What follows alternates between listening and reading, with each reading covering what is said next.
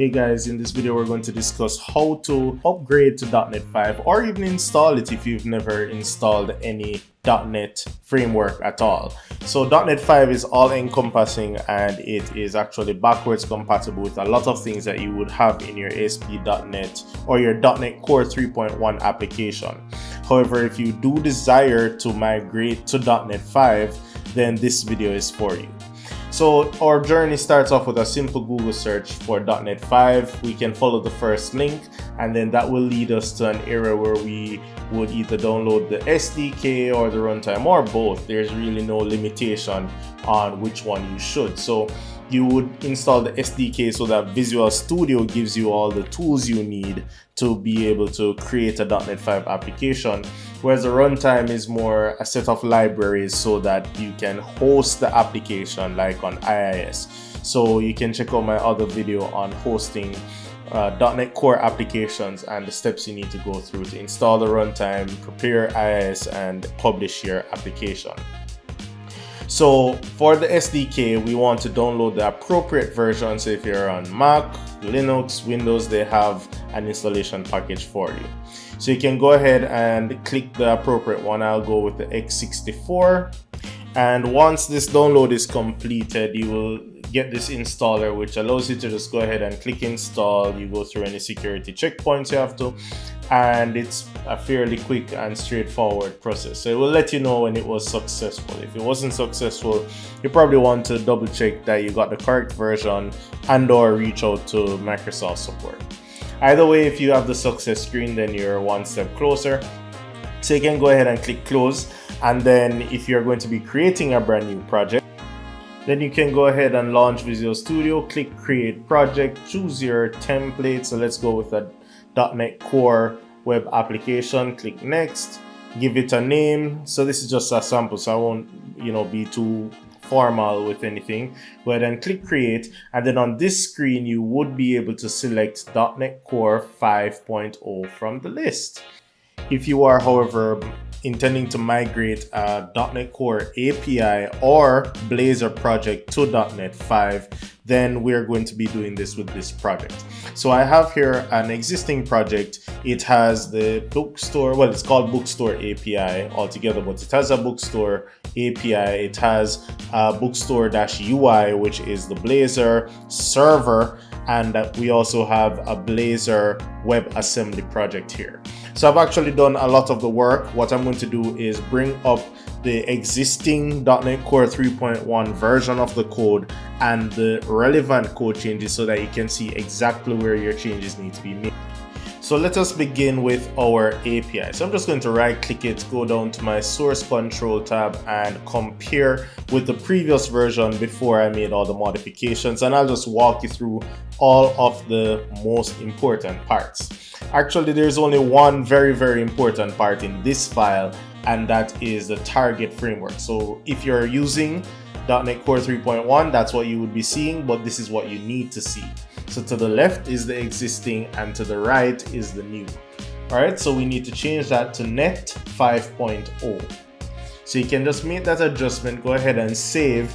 And then after making that adjustment, you need to update all of your project references, all your library references. So that's why you see some of them in red because I would have already done that update. Some of them I haven't done the update. So I'm going to walk you through that one by one.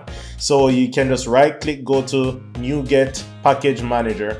And what happened to me was that when I selected all packages and then said update, I got some form of error about null exception, object set to reference error.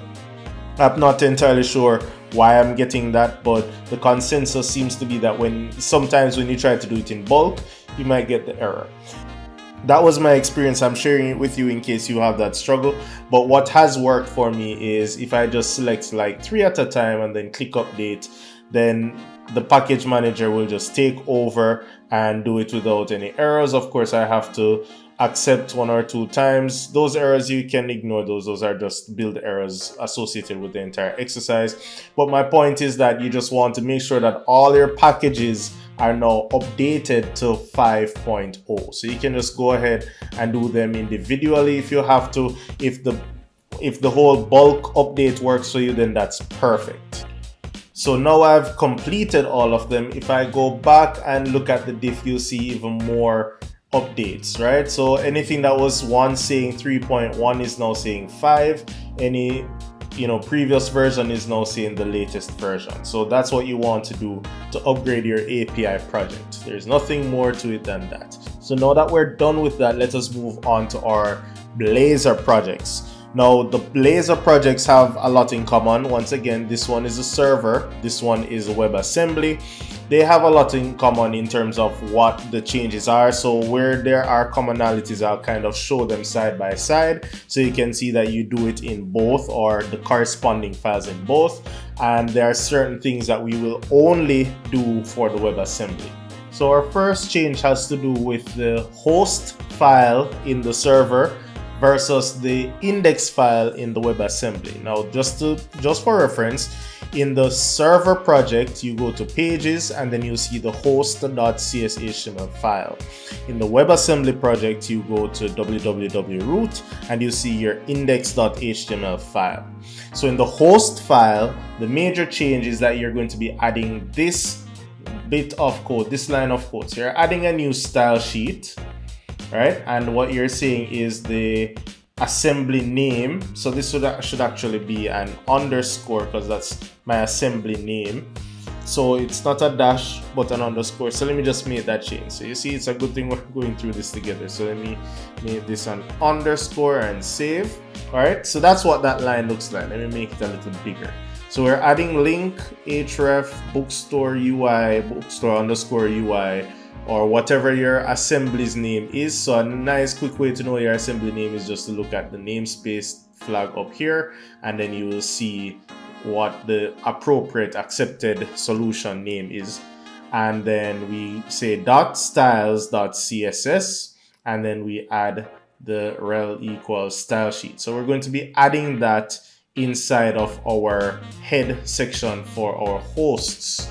All right, and then we're going to be doing something similar for our index. So let me just bring up the index individually. So we're going to be adding this line of code here, and it's the same principle. I'm going to change this to underscore.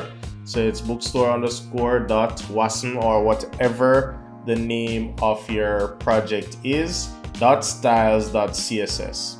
While you're here, you can just make this change also.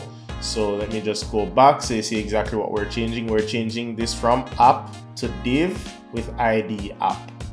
All right, so instead of saying a tag named app, we say div with an ID app, and then the content remains the same. So you can just go ahead and make that change in your index file. The next major change comes in our imports file. So our respective server and WebAssembly projects both have an imports.razor file, and the inclusion is the same. So you might get an error in the server, but then you have to update your components in order to get rid of it. But we want to have using microsoft.aspnetcore.components.web.virtualization, and try to place it in a similar position to where I have it, which is underneath web but before the HTTP, webassembly.http. All right, and that would be for our WebAssembly. For the server, it goes in the same place. Well, at least under web, because you probably wouldn't have the WebAssembly HTTP library, so you just have it underneath the .web, then you just add .virtualization. Next is to our main layout.razor component. So that change applies to both. So I'm not going to show you both. It's the same change in both server and WebAssembly, where we just want to include a new div, and we're going to give it a class equals page, and then all of the content that was there before. So this is the original here. We're just going to take all of that and put it inside of our new div. So it's going to look something more like this to the right. Let me see if I can reduce the left. There we go. So that's what your new main layout is going to look like, whether it's WebAssembly or server. Now, another major task is that we're going to be adding a CSS file to that very component that we just modified, right? And there's that class page that we just introduced. Now, the content for the CSS file, you'll find it in the resources or you can just go on the repository and look at the contents of the file. You can copy and paste. I haven't made any modifications outside of the default that would have come with a .NET 5 Blazor project, but this is what the file looks like. So instead of me trying to show you so you can type it, you can just go to the resource and get it yourself. The main part of it though is that we're going to be adding it to the shared. So you're going to go to shared, right click, click add, and this goes for both server and the WebAssembly. We're adding a new item, and then the name that you're giving to this new item is the same name as the component, main layout.razor. So that's main layout.razor.css. And then if you notice in my Solution Explorer, you actually see that it gets nested on the main layout. Right, so you see that plus sign, I just added it. So once we do that, then it's going to actually come as a subfile of the main layout, and then we can just put in the content. Once again, that applies for both server and WebAssembly. Now in the same vein, we're going to be doing something similar for nav menu. So we have nav menu.razor, and once again for both server and WebAssembly, we have nav menu.razor. We're going to be adding nav menu.razor.css. Once again, you can go ahead and copy the resulting CSS, or the related CSS rather, and paste it. You don't have to sit down and try and type this, just get the content and plug it in. Now we have one more CSS activity to complete, and that will be to the app.css file in the WebAssembly. So in the WebAssembly project, you go to www.root CSS, and then you see app.css. In your server project, you would go to www.root CSS and site.css. However, the content for both files remains the same. Alright, so this is once again just the default that would come with a .NET 5 Blazor project, but since we're upgrading, we're just trying to move across all of the resources that would be needed by default. So that is actually it for the side-by-side activities for both the server and the WebAssembly. Just to backtrack a bit, for the server, you want to make sure that your target framework, so that's for Blazor server, just to be clear, your target framework needs to basically say the same thing that the Web API target framework says. So you can actually just copy that from the Web API project and make sure that your Blazor server UI project also says target framework .NET 5.0. So I'm going to focus a bit on the server project. So what I'm going to do is unload this so that I see fewer errors. I just want to make sure I'm dealing with just the server project. You probably don't have to do this part, but if you're seeing the errors and you want to make sure that you're isolating your server project activities, then you can do that. So I'm just going to do a build just to see what's wrong. All right, so you see here, I'm getting some errors about my project. So I can go to new get, and then I see that I have a few updates. Let me see if the bulk update feature will work for me, and it did. So let me try and build again. Now I'm still getting some errors here, and that is actually due to an ambiguity problem. So this error is saying that the function input file, or the tag or component rather input file, is ambiguous because I have a library called Blazor input file, and there is one that comes built in with Blazor. At least right now there is. So that is an ambiguity issue. I'm just going to comment this out because if you're not using input file, then you don't have this problem. However, I will do another video where I refactor the code surrounding Blazor. Alright, so I'm actually just going to find all the references to that input file and just go ahead and comment them out to get rid of any errors, just to make sure that we don't have anything else. So we see one build succeeded, so that is good. So outside of this ambiguity, which is probably unique to me anyway, if it's not, then we'll work through it later on, no problem. But right now we have upgraded our Blazor server application to .NET 5. Now I'm going to switch over to the WebAssembly. So I'm just going to reload the WebAssembly project, and I'm going to unload the server project just to make sure that we're looking at only one thing. And then the first major change I'm going to point out has to do with the project file. So if I compare this with the original, I'm going to show you the changes that we made. So one, we changed the project SDK from Microsoft.net.sdk.web to Microsoft.net.sdk.Blazor WebAssembly. Another thing is that we removed these two target framework references and we changed it all to just Net 5.0. All right. And then we're going to continue with updating some of our references. So another thing is that we remove this package reference.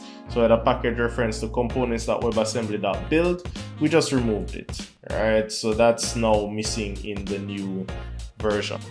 Now at this point, feel free to try and update. We're not quite done yet, but you want to go to manage packages and see if you can run an update for everything. So let's try that.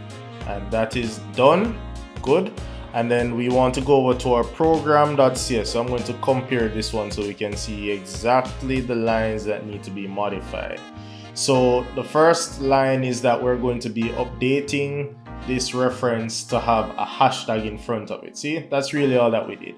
It said builder root components.add app, and then in quotation marks app, we're just adding hashtag app. All right, just putting an what's that, a pound sign or number sign or hashtag in front of the word app.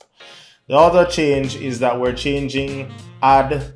Well, we already had, if you already had this as add scoped, then that's fine. Some people use add transient, but the recommended way would be add scoped, right? So you want to add scope to your HTTP client. And the only reason it's showing the whole line highlighted like that is because I fixed some spacing or, broke the line. But essentially that's the major change there. Make sure that that says add scope. Now after doing all of this, we can do a build and see if we have any errors. And the error that I'm getting is the same error that we had with the server.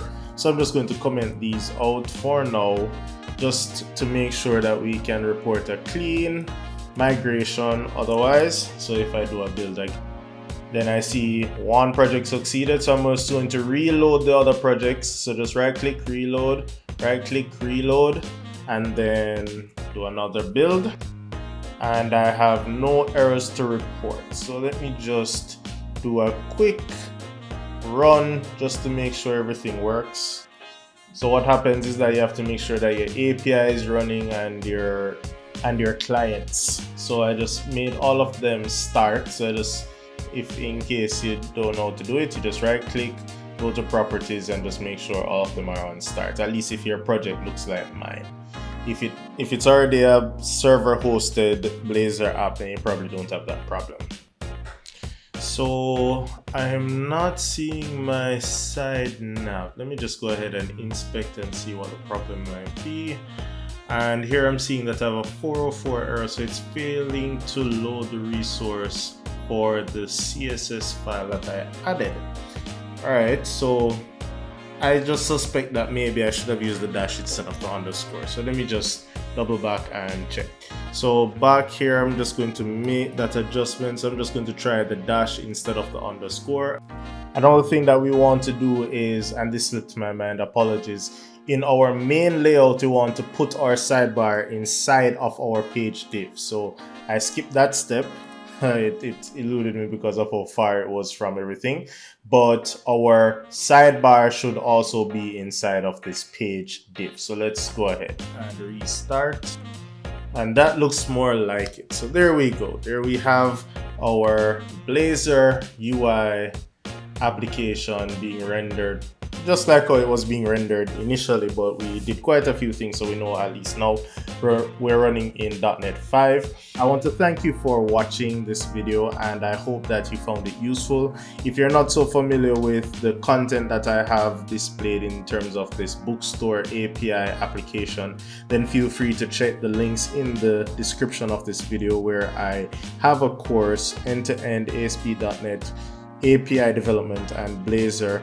And what we do in this course is go from building an API from scratch and building a Blazor UI using the server template as well as the WebAssembly and progressive web application templates. But that's it for this video. Have a good one.